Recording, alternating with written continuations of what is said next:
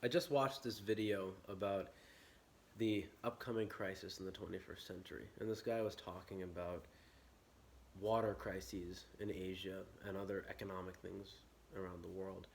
And he gave a lot of historical context, some of which I've known and a lot of which I didn't. But one thing that we all know is that governments, borders, economies, styles of government, religion, etc., have all changed, even in the last 1,000 years, quite a bit. And what it all leads us to is whatever or wherever you may be living right now is a function of that larger sense of evolution, right? Whether you're in America, Asia, Europe, Africa, whatever it may be, whatever your specific circumstances may be, the construction of this particular form of life and the particular life and circumstances that you're living, the specific form of it has been an evolution for a very, very, very long time. Like the Protestant Reformation in the 1500s has led to me sitting here in America in the 2020s, right? How? Well, that religion caused other things to happen in Europe, and then people came to America. Like, it's all tied, right? And America is a largely Protestant country to begin with, right? So a lot of Protestants came here. Maybe they left because they didn't like the Catholic Church in Europe, whatever it may be. Those may or may not even be true statements. That's not the point. The point is that every microfiber of the reality as it is now has been in play. Its construction has been in play for an extremely long time, longer than we can fathom, and we simply find ourselves living the effects of it now, good and bad. Now, the point in bringing this up is not to speak about it secularly, it's to speak about it spiritually. It's consciousness. I always keep coming back to that, but it's consciousness. It's consciousness that's doing that. It's consciousness which is creating forms, and I mean this from the standpoint of the unmanifested, right? I mean it from the standpoint of the unmanifested, which is the internal springboard. Think of it like a spring, an actual spring, not like a spring that jumps up. I mean a spring, like a watery spring, right, in which there's nothing, right? And then let's say that with the water that's within the spring that has no form, it can shoot out into the form of a geyser. It can shoot out and then turn into ice and become an ice swan. It can melt out and become a cloud that dwells overhead. The from that neutral nothingness palette where it's just clear, unconditioned, pure water, it can then turn into various things. You see, that's what the unmanifested is. The unmanifested is in and of itself. Well, it's nothing. It's not manifested. Right? When you hear spiritual people or people who think they're spiritual talking about manifestation, they're talking about turning into physical something that is not. Bringing something into reality that as of yet does not exist. And so whether they know they're saying that or not, that's another question. But that is what the real essence of it is. And going back to the water thing, if you think about water, what is water? It's a series of two elements, right? Hydrogen, oxygen, and in its purest form, H2O, it's simply a chemical, really, but it's a pure chemical.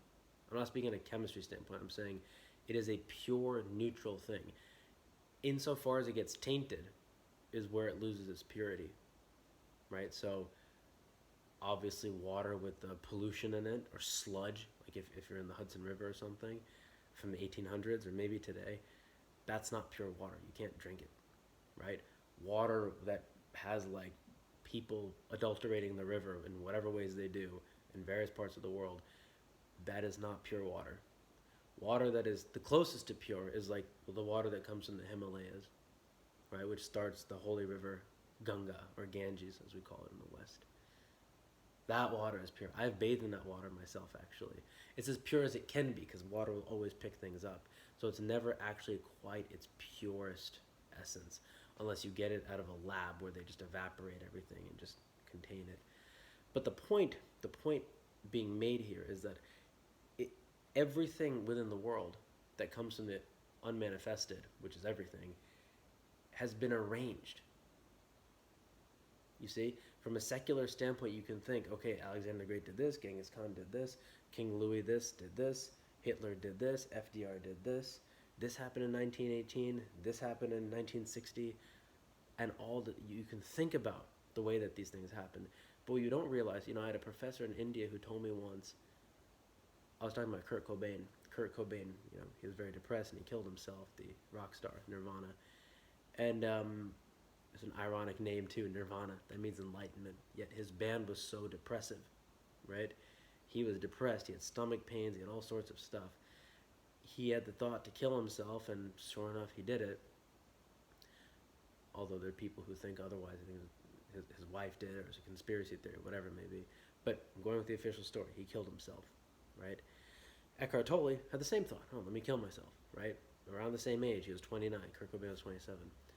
Eckhart Tolle goes to the river. I don't know if he went to the river. That's from Siddhartha. It's a book. But let's say Eckhart Tolle went to the river and tried to kill himself, right? He, instead of killing himself, he then had this thought, I can't live with myself anymore.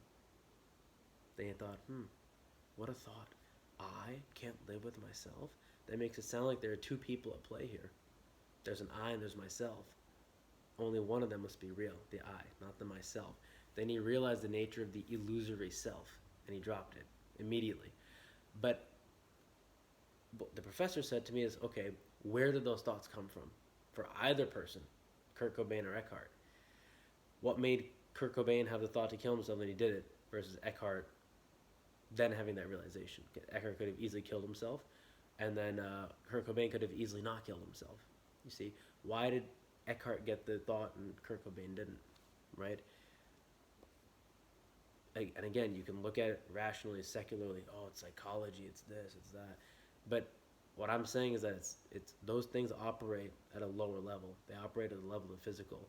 And while they're true that Kurt Cobain did not have the thought that Eckhart had, and Eckhart did have the thought, it's not brain processes, right? It's consciousness, for whatever reasons. This is the meaning of that song by the Beach Boys, God Only Knows, right? This is the meaning of the title, at least. God only knows. Why? One person did one, another person did another.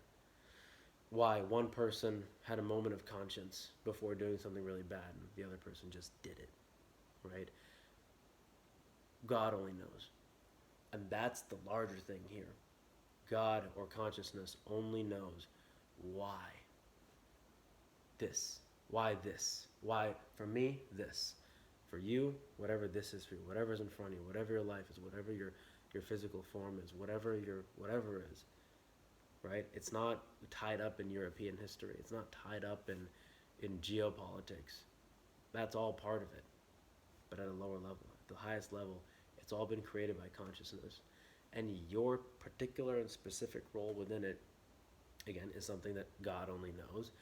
But it is incumbent upon you to live within whatever your role is with as much consciousness as possible, with as much connection with source energy, connection with the divine, connection with the unmanifested as possible, to live your true destiny within whatever that sphere and set of environments may be.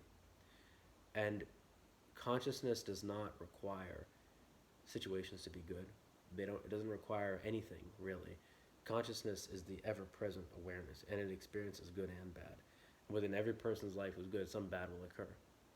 At the very end, they're going to lose their body and die. I mean, that's about as bad as it gets, right? From the standpoint of form, from the standpoint of materiality, from the standpoint of ego. Everybody goes through suffering, right? It's just a question of how much. And it's also a question of how much you resist it, right? Like, for example, Mahatma Gandhi, he apparently got a root canal. He'd spent so many years training his body to be able to withstand pain, right? To divorce himself from his senses and so forth. And as a result, any such person who does that and does it properly and not like ridiculously in a way that is very dangerous, they have a heightenedness about them. in terms of their own internal self, right? They don't, the senses don't hurt them like it does for other people who are less internally controlled. And the result of that is that Mahatma Gandhi was getting a root canal and he opted to not even get anesthesia, right? And he was in a perfectly jovial mood while getting an extremely painful operation. But that's what I mean. The senses did not hurt him in that standpoint. Now, my point in bringing all this up is to say, in a larger sense, that, again, going back to the larger construction, the larger arrangement, right? You're born into a situation. You're born into X, Y, and Z. It may be bad, it may be good. There'll be some good and some bad in every set of circumstances. There'll be something good or bad going on in your country at the time. But you are, in terms of your particular form, you are one of the billions of people through history, through the European history, through the Peloponnesian Wars, through the this, the that, through the days of Shakespeare, through whatever, right?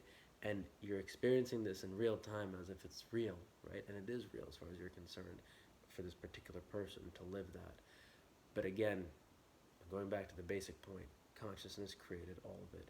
And the only true purpose is to live consciousness within the sphere and realm and domain of what is happening with respect to this larger construction.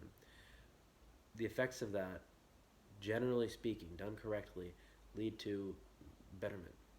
Betterment of circumstances, betterment of situations, betterment of a lot of things, but most importantly, betterment of the person who thereby lives by it. And it's not a set of morals. It can't be defined by that. It's a multi-dimensional, and people love to end up extracting morals out of things and making them an absolute sort of canon. And the thing is that there is wisdom in that, actually, but it ultimately falls short because no words or philosophies or ideologies can contain the absolute truth of consciousness. That's why it can't be described. But we do our best to speak to it, to speak so that people may live in accordance with it as best as they can, source from their own selves. And that's basically the point that I'm trying to make, that it's a large arrangement that's been in motion for a very long time, since the Big Bang, if that's our accepted theory. But the thing in charge of the entire thing was consciousness. So consciousness has or God, if you may, has constructed this exact scenario, right? There's an extremely deep intelligence in this moment, in the colors on this screen, in the senses that you're experiencing and the senses I'm experiencing right now, in the room around me. There's an intelligence at work that is of far greater intelligence than my conscious mind can understand, or that anyone's conscious mind can understand. And that's the power of the unmanifested, the creation of all things. So given that it's been consciousness that created all things, how then does that reorient your perspective? How then does it recontextualize that it wasn't necessarily the goods or bads done by some other person, but that it was consciousness dictating that those people do X, Y, and Z, to then give you this arrangement? How does that recontextualize stories in your mind? How does that recontextualize your interpretation of reality? How does that recontextualize how you made them live and act? And it doesn't need to make any of these shifts right now. I've just spoken about this topic for the last few minutes, but knowing it and believing it over a course of time ends up leading to shifts. And that's the point of all this, these ideas and all. My purpose in bringing this up is to, on a very individual basis, to whomever may listen to this or watch this, that in you, your own self, in your own heart, your soul, your body, your life, that you can experience the depths and best aspects of human existence. I've experienced some glimmers of that, and I've gleaned insights that I believe are valuable. Hence these videos, hence what I do with all that I do. So on an individual basis, if I may not know you, it's not relevant because these principles are universal. On an individual basis, I'm saying this for you, so that you may live the best. I know, I've seen bits of how good existence can be in my own self, in certain moments of my life, and I've seen how bad, how bad I've lived, and how bad others live, how bad situations can be, and it comes from an ignorance that is from a deeper level. More than it is about habits, more than it is about anything, though habits and knowledge are all important, it comes from being spiritually misaligned. It comes from spiritual ignorance, which therefore then leads to people to have bad morals, bad ideas, feel very unstable, etc. Um, so, with all that being said, I hope this video is of help to you, and stay tuned. There's more to come.